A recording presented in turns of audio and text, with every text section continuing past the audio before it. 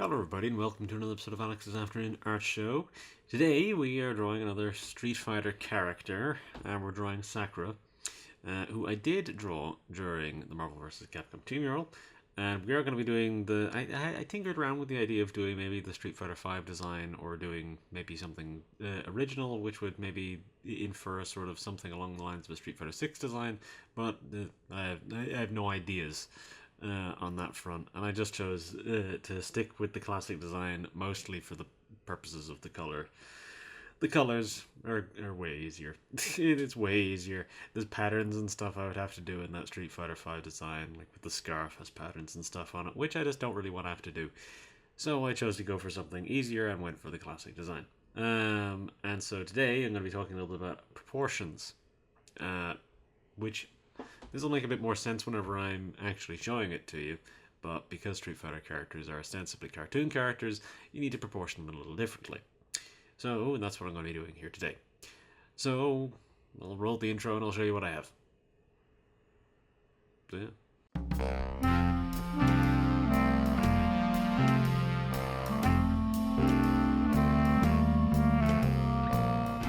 Okay, so this is where we're at. As I said, proportions.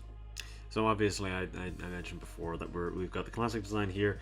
There's a few sort of consistencies with whenever people tend to draw Sakura in this design. Obviously, the sort of the scarf tends to kind of flow out the back. I made the bandana a little longer, just for the sake of it sort of flowing and looking a bit more interesting. The skirt obviously sort of billows out in these little places. There's the little seams there where the individual segments separate, which isn't something I did. I don't think I did that whenever I did the Marvel vs. Capcom 2 drawing. I think I sort of just sort of skimmed over it. And then there's obviously bits of folding there, because obviously this is she's sort of like leaning in a little bit. So this side of her is kind of dipping in a little bit. This leg is straight, but she's sort of dipping in a little bit there. Now, so proportioning. Big thing with proportioning, with whenever you're proportioning a character, if you want to make them look slimmer, a little trick is to make their head a little bigger, and that's what I've done here. Her head is a little bigger than it would ordinarily be, and her shoulders are quite slim, and then her hands are quite big, so that emphasizes the sort of slimness of her arms. It's the same thing with her feet. I do need to make these a little bigger. These are a little too normal sized, her feet, so I'll need to make those a bit bigger, and that will make the legs seem a little bit slimmer. Because, yeah, as I mentioned, yeah, you want to keep these things sort of out of proportion to a degree. Now, I might sort of leave the feet to a degree a little bit more in proportion, because from the reference images that I'm looking at, the legs tend to be a little, her legs tend to be a little bigger as compared to her arms, which are obviously quite slim. I think most of the upper body I've got pretty decent. Yeah, and obviously I've made this sort of scarf sort of billow and stuff like that, and obviously this sort of flows out there. I'm going to be doing a couple of little things background wise. I'll be having sort of just like a blossom, kind of trail of blossoms sort of flowing along in the background, and that sort of pattern like that, just to sort of give it a little bit more spice. I think pink is going to be largely the color we're going for in the background. Everything will probably have a bit of a pink hue whenever I'm going into the kind of lighting and shading and stuff like that. That's just something to mention, I suppose. There is a lot of blue in this design, so if we're going for pink, that's going to end up getting a little bit purpley. So I'll have to think about that. Anyways, that's later's problem. I don't really need to worry about that too much yet. So yeah, it's a very simple design. There's not really much I need to talk about there. And the proportioning, as I say, it's just, again, whenever you're zoomed out like this, you can see that the hands are quite big. But to a degree, that makes some sense. Again, there's the cartoon character angle, but then there's also the fact that this hand is further forward, so this one should be a bit bigger. Now, granted, this one's a little bit further back, so it shouldn't be quite that big, but it is. But again, we're going for the cartoon proportions thing, and then yeah. So one of the things which obviously I had to do here, because this is a younger character that we're dealing with, that means that, again, proportionally, there's some elements of that there as well. So one of the big ones is one of the big proportional elements is the height. So whenever you want to try and make someone look a little smaller, a big thing to do is it's the limbs. It's always the limbs. That's the sort of element which a lot of people tend to, I don't want to say people tend to miss or misinterpret or not do right or something like that, but I mean to say that it's a thing which you don't necessarily immediately see whenever you see someone who's sort of short or something like that, maybe because they're young, maybe because they're just short. But in a lot of cases, it's the limbs that sell that look. So whenever you're drawing a character who's short, they should have short limbs, kind of stubbier limbs. And if they're thin, that can be a little trickier to show. So I've tried to sort of keep it in certain places that it sort of still has that look. Now, one of the things as well is the shoulders. Shoulders can be very effective in that. So because she's sort of small, typically you wouldn't have as broad a torso or anything like that. So her shoulders are much more inwards to make her look a little slimmer and smaller. And then there's obviously leaving some headroom and room at the bottom, that sort of thing. Again, making her actually physically smaller on the page. Then a lot of the other characters I've been drawing can also do that as well. Which again, that's sort of the case here. Yeah, is there anything else I need to touch on really? I'm just conscious of the amount of time I'm talking in these, because a lot of the recent ones I've been doing quite a bit of rambling. Yeah, I'm pretty happy with the face. I actually don't think I'll change this very much. I might maybe change the angle of the eyes a little bit, maybe move them up a tiny bit, but that's about it. I don't think I'm really going to change anything about the face too much. I'm happy with that for the most part. Maybe there is something I could do maybe to make her face a little slimmer, just so she looks maybe a bit... Well, no, realistically, if I wanted to make her younger looking, the way to do that would be to round the face. That would be the sort of trick. Yeah, her face is a bit more angular here along this side, so if I were to round that off, that'd make her look a bit younger.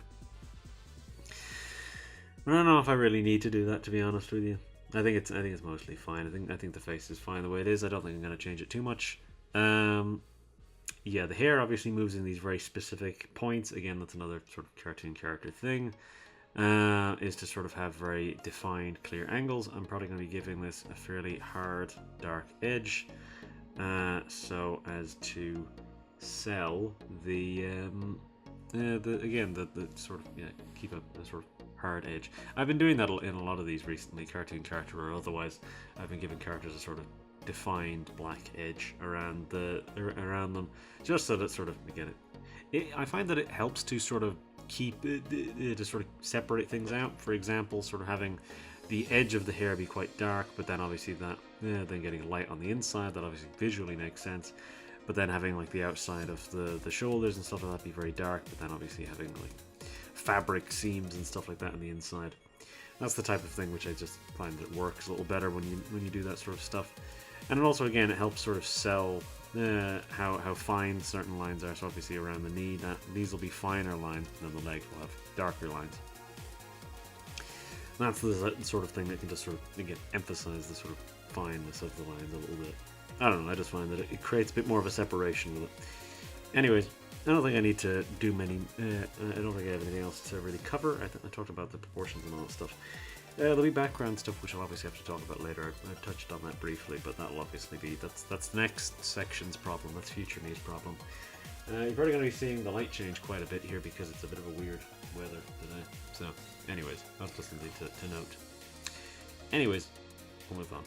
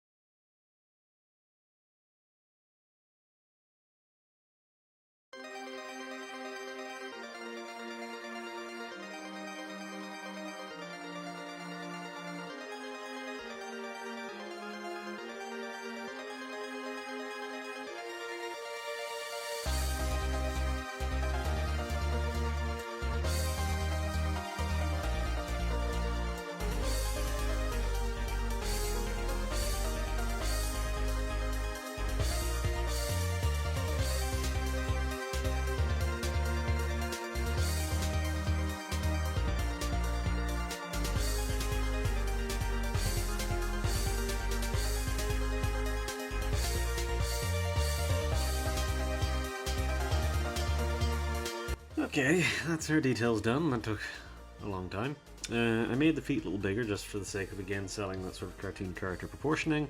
They're not enormous, but they are significantly larger than they were before. This is, yeah, you can obviously see, I mean, you probably noticed as I was doing it, but yeah, I only made this one slightly bigger because this one is obviously front-facing, so we're not going to see as much, and it doesn't make sense for it to sort of horizontally expand that much. Having a big wide foot doesn't necessarily make most sense, but having one which is a bit longer does, and a little thicker in that sense. Otherwise, there wasn't really many other changes I made. I altered the shape of the ties on the bandana, just for the sake of making them a bit thicker, just so the shape of them is a bit more consistent. I had to do a little bit of adjusting with the face because I kept finding that the eyes weren't quite looking right with the way that I drew them. But yeah. So, what else did I need to mention? Yeah, I just sort of tried to keep everything reasonably proportionally consistent, which was something of an undertaking. Again, I kept the sort of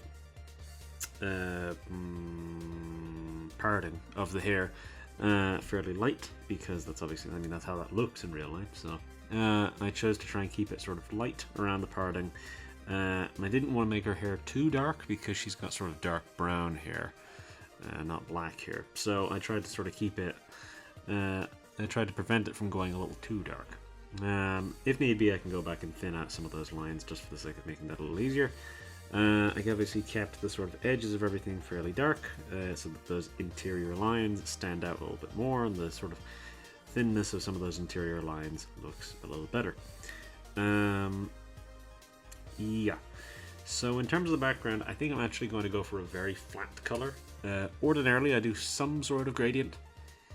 But I'm thinking about it, and I think what I might do is I might do the subtlest gradient of where it'll be two shades of pink, one being a slightly darker one and one being a slightly paler one, and very slightly different, not like enormously different, just enough so there's a little bit going on, just that it looks a little bit different, and then I'll obviously have to do the blossoms sort of coming in and around like this. I didn't mention this before, but there was two different poses I was going to try and do for this before I settled on this one, of the sort of the moving into the fighting stance sort of pose. There was two different ones I was going to do. I was going to do her victory pose, which is the one fist up and the sort of triangle kind of pose is the way I would call it, of where you've got the sort of like spread, and then there's the one arm up, and then there's the other arm down to the side. Or tucked into the side like that. So it's a very dynamic pose, hence why I would have considered it. But the problem is that would have made her very small in the page, because obviously the one arm needs to be fully outstretched. So that was one which I considered, but I chose not to do. Then there was the second pose that I considered, was doing a version of the sort of that kind of goofy dance that she does. I was gonna try and do something like that, but I couldn't really find a way to make it work. Was sort of the feeling I had, anyways. It wasn't working with the ways that I was thinking about it, so I just chose to stick with something like this. There was another one which I was considering of having her do like a kick or something like that, because there's a lot of art of her doing a sort of a kick with both of the arms down and then the one foot really high. So I considered doing that, but I chose not to. I chose to, again, instead stick with something like this, because this is a bit more clear in terms of the proportioning thing, given that was what I wanted to talk about. So yeah, as I say, there's a few things which I'll have to do with the background. The colours here are reasonably easy, because there's only a few of them, which I suppose, again, is that's the convenient thing about a lot of characters who were created as sprites, is that typically in those older designs, they won't have many colors for the sake of making it easier to swap the colors. Not even just for the sake of making it easier to swap the colors, but for the sake of just making it more visually clear. So again, a lot of characters designed for that sort of thing won't have many colors going on, and so that is true here. So I'm only going to be using the one shade of red, and I'm only going to be using the one shade of white, one shade of blue, so on and so forth. I'm not going to be doing a whole bunch of different shades of things, so things will all be sort of reasonably consistent in that respect. But yeah, there's a lot of noise outside, so I'm going to try and move on here. I don't know if there's anything else I need to cover. We're doing colors. The colors shouldn't take very long. I'll probably throw in just the sort of background stuff here because it won't take very long. It'll be very easy to do. And it'll be a fairly light color, so any of the sort of flashing that'll happen to me turning on and off the background color shouldn't be too intense, so that shouldn't be too bad. Because sometimes that can be a little bit jarring. I try not to do it too much. I try to be conscious of not turning on and off the background too much, just so that it's easier to, so it doesn't hurt the eyes. But yeah, anyways, I'll move on. I'll do all this, I'll do these colors and the background stuff, and I'll be back to do the painted shading, which will also probably not take very long because we are dealing with something fairly simple. But anyways, I'll move on.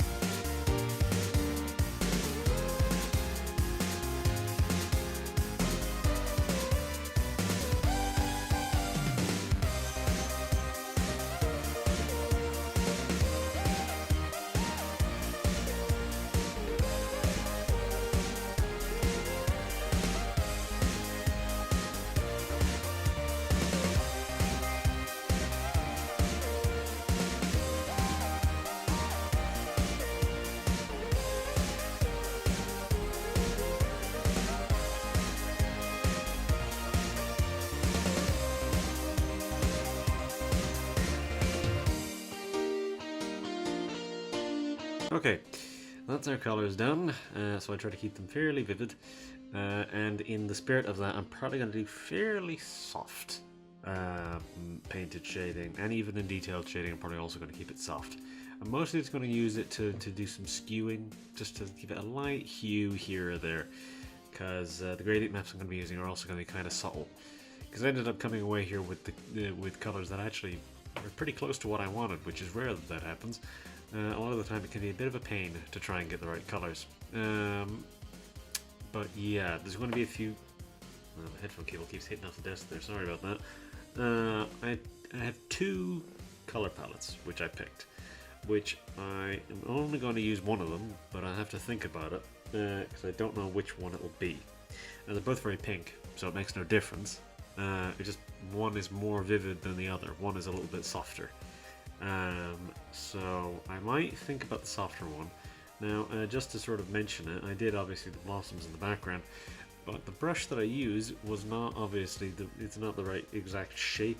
The blossoms tend to have a more of a sort of a rounder kind of shape than these leaves. These are more of a sort of like a maple leaf almost, the shape of some of them you can see here. But you can just think about it as multiple, which are all just sort of clumped together.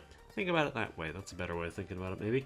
Because the thing is, if I really wanted the right shape for them, I could have just drawn it by hand.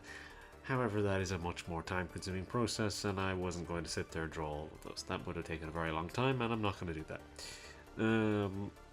So instead what I chose to do is, because there's, whenever you see the sort of pictures of the falling blossoms, there's typically a bit of color variance going on there.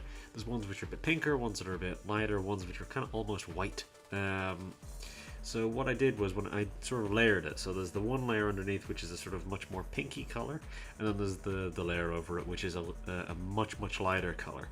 But whenever they sort of blend together like that, there's a little bit of an illusion that your eyes do, for it looks like there's a bit of a spectrum going on where there's actually only two colors. So yeah, your eyes do a lot of the work there. At least I think they do, at least. But yeah, I put a lot more in than I would have originally intended to. I didn't really intend to put very much in, but you know, I ended up putting quite a few, and I think it looks a little bit better for it. But yeah, it just means that I think the gradient map is going to have a little bit more to do, especially for the background, because as I said, I put in a gradient for the background, but it's a very subtle gradient. Like you can see, there's the sort of slightly darker shade here, and then there's the lighter shade in the middle. It's a very subtle gradient. It's not much. The two colors are pretty much exactly the same, but they're very pale colors.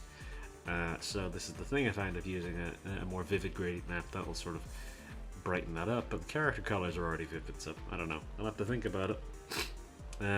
Realistically speaking,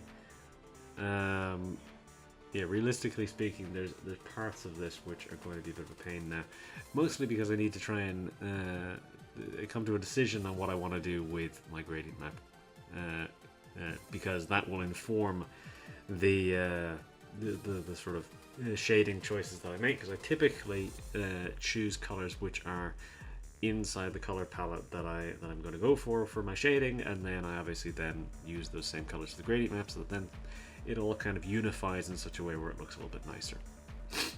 You don't get any sort of things which are conflicting or not really working together and certain stuff like that. They tend to coalesce in a way which looks a little bit more nice in the end. But yeah, I mean, I think our darkest color is going to be pink, as is our lightest color. They're both going to be pinky shades, so it's all going to kind of blend a little bit, but I don't want to go too far with it, hence why I said I want to try and keep the shading a bit more subtle. But anyways, I suppose I'll have to sit here and have a think for a minute about what color palette I'm going to go with.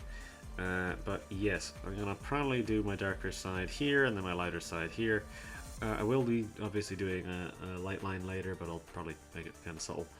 Anyways, that's later's problem. So I'll move on. I'll do this painted shading, and you'll see, I suppose, what I decide to do with the colors as I'm going through here. But then I'll be back to do the detailed shading and all that stuff. So anyways, I'll move on.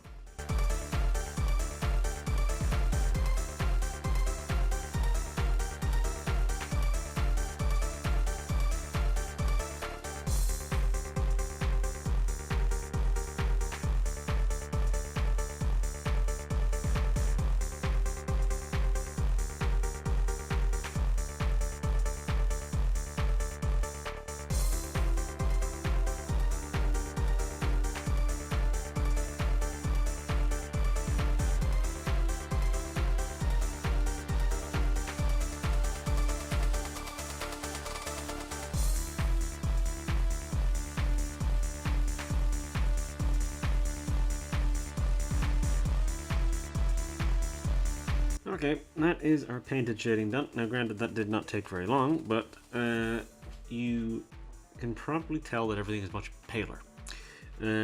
Ironically, of the two color palettes that I had in front of me, the one that I picked was the more vivid one.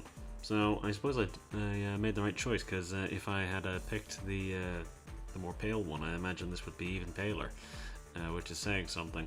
But I think most of the colors sort of retain a lot of their, again, color.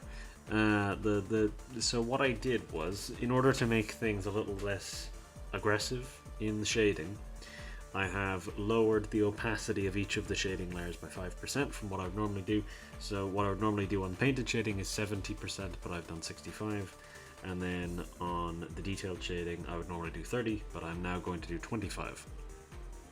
Which means it'll make seeing what I'm doing slightly harder, but will also make the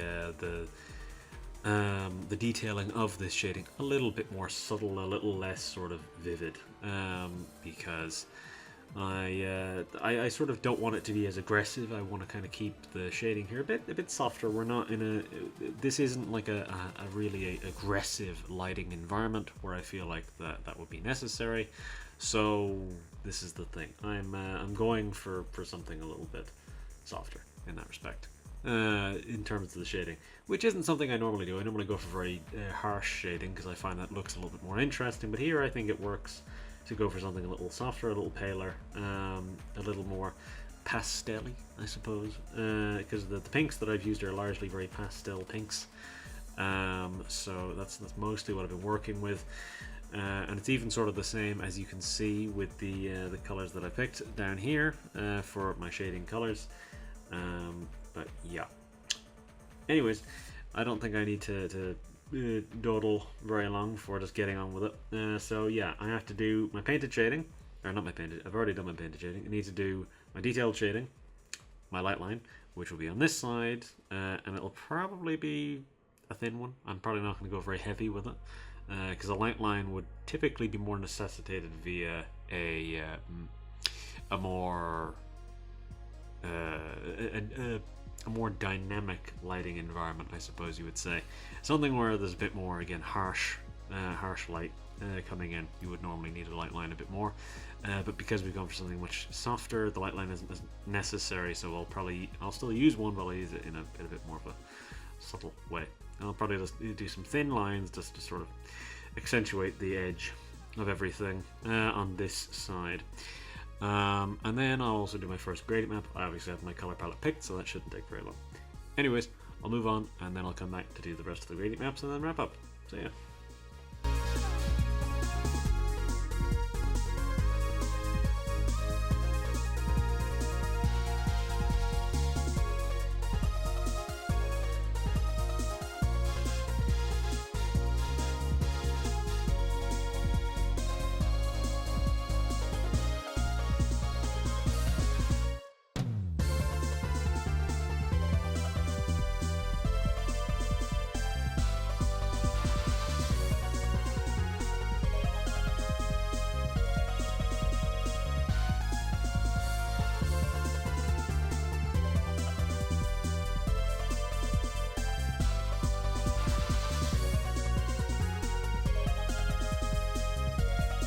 Alright, so, okay, this is the gradient map we've come to. It is fairly, it's fairly, yeah, mild. I don't mind it though. Again, like the colors we've got here, it's a sort of fairly soft kind of palette. Now on overlay, it's just a bit too much. I obviously had to look at it, but on soft light, it works. It's subtle. It's not dramatically different. It just sort of adds a hue to everything whenever I have it on, or whenever I turn it on and off. It just sort of, again, it's just very, very mild. Right, let's see what the luminosity does. Okay, that's sort of standard. Probably make the luminosity about 10%. I'm going to need to turn it up actually, just so I can see what I'm doing here. Our shadows are still visible whenever it's below everything, which is kind of what we want. Let's set that to 10%. It's sort of just, again, it makes our shadows a little softer, which I guess maybe is fine, but isn't necessary. Color burn makes everything a little darker, so I might actually turn up the color burn a bit. Color burn at 20, and then luminosity at 5. What if I put color burn underneath everything? That actually does nothing. Okay, you know, that works. I don't mind that. That seems to work. Alright. Let's go and grab our texture and then see the final product with everything done.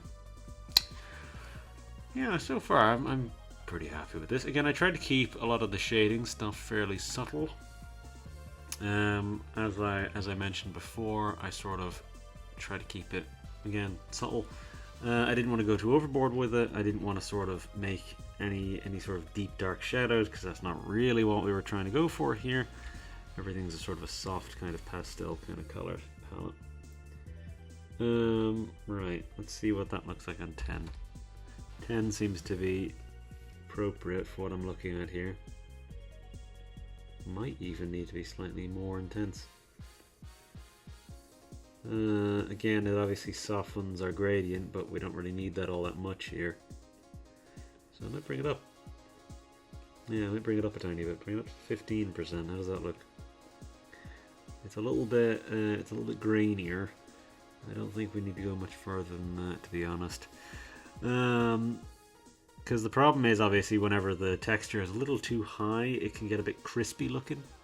Now again, it's not so bad here, but obviously you can see it sort of starts making areas that should be dark a little too light. But yeah, I'm actually quite happy with that. Again, it's a softer sort of look than I would normally go for. Again, the grade 8 maps I tend to go for, especially in the color palettes and all this stuff, tends to be fairly dark. But I think this works. I tend to, again, prefer darker, heavier shading. I mean, next time we're going to be doing darker, heavier shading. It makes no real difference. But it's nice to sort of intersperse one of these sort of softer, nicer ones every now and then.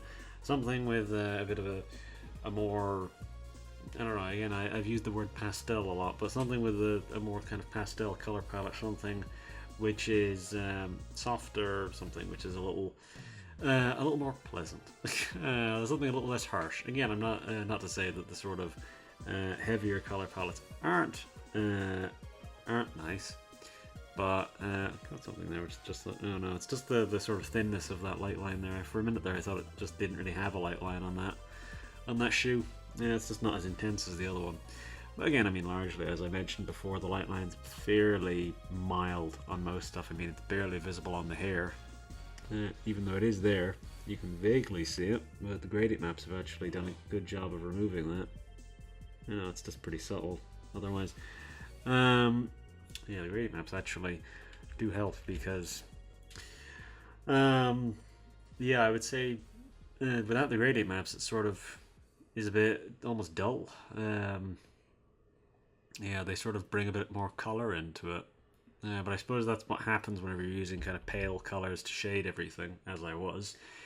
Even though the detailed shading was a more vivid color set, even still you're going to get it's not going to really make anything too much more vivid because the underlying colors are so kind of pale. It's not gonna revive them that much. It's not gonna revitalize anything too much. I feel like I've been more aimless in my rambling recently, to be honest. It just feels like I'm sort of talking in circles, but I suppose I'll figure that out whenever I'm editing it. I'm probably being more self-conscious than I need to be. We'll see, because it'll really depend. If these videos are incredibly short, then that means that there is actually a lot of aimless rambling that is just useless. That is just useless words that I don't need to include.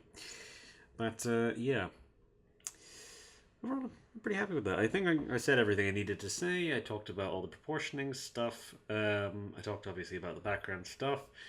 And just having a little bit more decoration to things. I think probably one of the biggest things I talked about here with this one was color palettes, really. It was sort of, again, just experimenting with little different color palettes. And sort of having, again, a softer look to things than I would normally have. Again, typically I tend to go for harsh, dark color palettes, but again, I'm repeating myself a little bit here, but yeah. I think it's nice to have a sort of a different one every now and then. But yeah, and before I continue to repeat myself, I think I'll just wrap things up and then end the video. So yeah, I'll say my outro and then I'll leave you. So if you liked the video, do whatever it is that you'd normally do, whether that be liking or not. I would of course prefer if you liked it, but I can't make you do that, so all I can do is politely suggest it, which I believe I have done. It's the same deal if you want to subscribe. I would prefer if you did. You don't have to. You could do it. I would like if you did it, but you know, such is life. You've presumably seen a YouTube video before, so you know where the subscribe button is. It's below the video. I didn't need to tell you, but I did. And yeah, if you have a suggestion for what you'd like to see me draw in the future, you could leave a comment, politely worded. If you're not going to do it politely, just don't do it. I'd rather that if you're not going to be polite about it. But yeah, anyways, if you choose to watch the next video, I will see you next time. So with all that said, I think that is us. I'll say goodbye, and then that will be us. So, bye-bye.